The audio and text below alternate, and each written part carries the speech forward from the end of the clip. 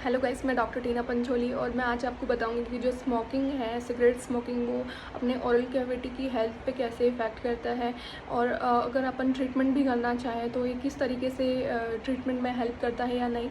तो guys 6.25 trillion cigarette एक साल में लोग यूज़ कर लेते हैं वर्ल्ड वाइड, और लगभग 6 मिलियन लोग एक साल में सिगरेट की वजह से इन लोगों की डेथ होती है। इसके अलावा जो सिगरेट का धुआं है उसमें निकोटिन होता है, वो काफ़ी एडिक्टेड होता है इसको, और लगभग अगर आप सिगरेट पीते हैं तो ये लंग्स में जाके एब्जॉर्ब होके लगभग 9 से 10 सेकंड ही लेता है ब्रेन तक पहुंचने के लिए।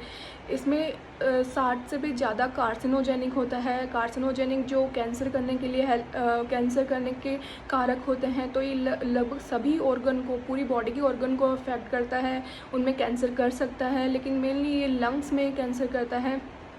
और अपनी रेस्पिरेटरी डिजीज़, जो सांस से संबंधित बीमारियां हैं, उसको बढ़ा देता है।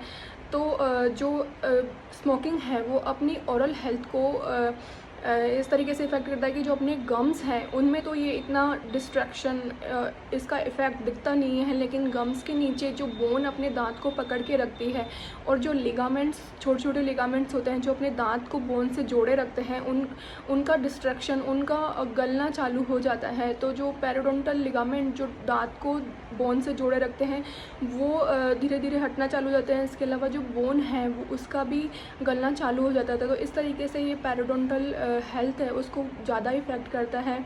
इसके अलावा जो ओरल बैक्टीरिया हैं जो कि पेरिडोंटल डिजीज़ में अपन को ज़्यादा दिखती है, वो भी इस स्मोकिंग में भी, और स्मोकर जो होते हैं उनमें ज़्यादा ओरल बैक्टीरिया जो हार्मफुल होते हैं वो दिखते हैं। इसके अलावा जो अपना इम्यून रेस्पॉन्स है वो एबनॉर्मल तरीके से इफ़ेक्ट करना स्टार्ट कर देता है। जैसे अपने ब्लड में कुछ सेल्स होती हैं जिन्हें न्यूट्रोफिल कहते हैं, ये जो बाहर के अगर कुछ बैक्टीरिया आते हैं या कुछ जो बाहर के सब्सटेंस आते हैं उनको फैगोसाइटोसिस करके अपनी जो ओरल हेल्थ है उसको बचा के रखते हैं, लेकिन ये एबनॉर्मल तरीके से इफ़ेक्ट करते हैं। इनका जो कीमोटैक्सिस, फैगोसाइटोसिस और ऑक्सीजन बर्स्ट है वो एबनॉर्मल तरीके से काम करना स्टार्ट कर देता है। इसके अलावा कुछ कीमोटैक्टिक फैक्टर भी रिलीज़ होना स्टार्ट कर देते हैं, जो कि अपनी बॉडी की प्रोटेक्शन के जगह जो बॉडी का पेरिडोंटल हेल्थ है उसको डिस्ट्रक्शन में ज़्यादा हेल्प करते हैं। इस तरीके से जो अगर एक लिक्विड अपनी गम से निकलता है जिसको जिंजाइवल क्लैविकुलर फ्लूइड बोलते हैं, ये फ्लूइड अपनी जो दांत और गम्स के बीच में एक स्पेस होता है उसके बीच में जो बैक्टीरिया होते हैं उसको निकालने में हेल्प करता है, उसकी हेल्थ को मेंटेन रखता है, मॉइस्चर को। तो वो जो फ्लूइड है GCF वो भी इसमें कम बनना स्टार्ट हो जाता है, तो बैक्टीरिया काउंट ज़्यादा होंगे और पेरिडोंटल डिस्ट्रक्शन ज़्यादा होगा। तो ये डिस्ट्रक्शन होने के साथ साथ अगर जो अपनी फ़िज़िकल हेल्थ है, मतलब आपके मतलब स्मोकर्स में जो लंग कैंसर है और बाकी ऑर्गन्स हैं वो भी इफ़ेक्टेड होते हैं, उनमें भी कैंसर होने के चांसेस बढ़ जाते हैं। तो इस तरीके से ये ओरल और जनरल हेल्थ को इफ़ेक्ट करता है। इसके अलावा अगर हम इन पेशेंट्स में ट्रीटमेंट देना चाहते भी हैं तो अगर नॉन सर्जिकल ट्रीटमेंट करेंगे तो उसका जो scaling and route planning treatment होता है, दांतों की सफाई एक तरीके से हम कहें, तो उसके बाद नॉर्मल पेशेंट्स में कुछ मात्रा में, कुछ हद तक एक रेस्पॉन्स आता है। उसके जो मसूड़े हैं और जो बोन्स हैं वो काफ़ी हद तक सही हो जाती है, लेकिन जो स्मोकर होते हैं उनमें, जो सिगरेट पीते हैं उनमें ये इफ़ेक्ट नहीं हो पाता है। अगर हम सर्जिकल ट्रीटमेंट करें तो कुछ फ्लैप सर्जरी या फिर कुछ बोन ग्राफ्ट करके या कुछ भी हम करेंगे तो जो इनमें जो बोन का डिस्ट्रक्शन हुआ, बोन का गलना स्टार्ट हो गया है, वो कम नहीं होकर बढ़ ही जाएगा।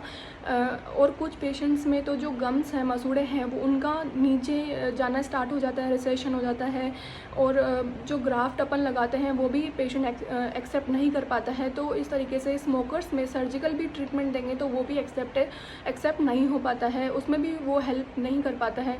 इसके अलावा अगर हम मेंटेनेंस भी करेंगे तो इसमें कोई इफ़ेक्ट नहीं होगा। अगर हम नॉन स्मोकर और स्मोकर में कंपेयर करते हैं तो नॉन स्मोकर में अगर हम ट्रीटमेंट करते हैं तो उसमें काफ़ी हद तक जो मसूड़े और बोन का डिस्ट्रक्शन है, बोन अगर गल गई है तो वो काफ़ी हद तक सही होती है, लेकिन नॉन स्मोकर में वो सही ना होकर आगे ही बढ़ती रहेगी और ही डिस्ट्रक्शन और ही लॉस होता रहेगा।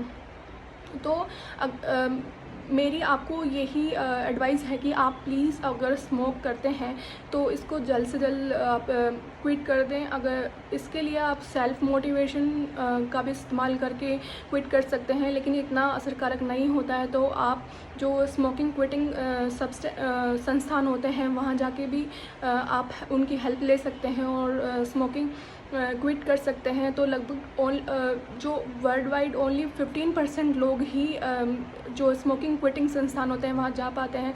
तो मैं आपको यही एडवाइस करूँगी कि प्लीज़ वहाँ जाएं और स्मोकिंग क्विट करें। यह आपकी ओरल हेल्थ और फिज़िकल हेल्थ दोनों के लिए इम्पोर्टेंट है। तो आई होप गाइस ये वीडियो आपके लिए हेल्पफुल होगा। अगर हेल्पफुल है तो मेरी वीडियो को लाइक करें और सब्सक्राइब करें। Thank you.